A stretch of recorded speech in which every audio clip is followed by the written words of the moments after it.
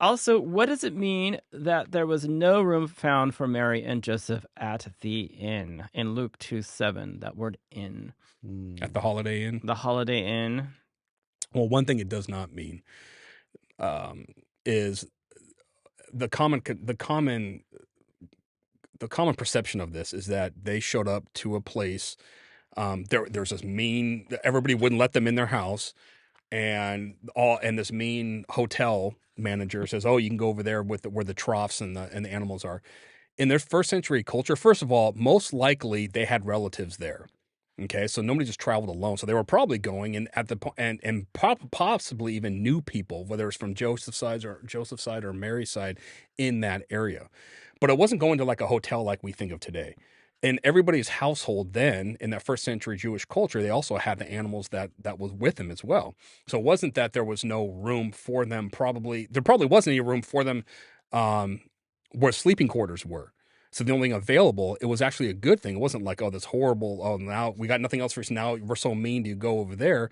There was a space still within this one household that's occupied, but has room for you with these animals. Maybe it had less animals in that particular household than the other ones to have the birth there. But I don't think that popular sort of perception of this, or portrayal of this is that all this they came to this mean town that wanted nothing to do with them, and he went to a hotel and couldn't check into a hotel. Yeah. That's not the case. There's actually two Greek words for that are used. There's one in Luke 10, I think, that's actually describing more of what we would consider an inn.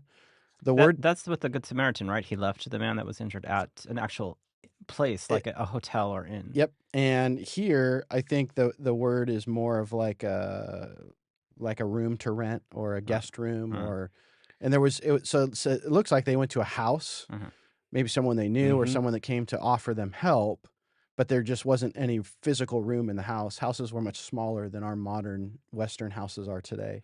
And so, as Cory said, it would have been a very gracious thing. So yeah, we shouldn't read that and say, oh, poor Jesus, poor Mary, and poor Joseph. They probably would have thought about it as, wow, this is really great.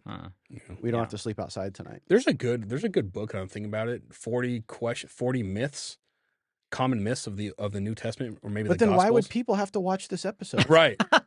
Well, another myth. We're not even getting there. The whole nativity set that didn't historically happen the way that we. I think we're going to talk about the Magi. We are going to get to the Magi. That ruins a whole industry right there. But the book I'm thinking about, maybe it's Common Legends, Urban Legends of the New Testament. I think that's what it's called, by David Croteau.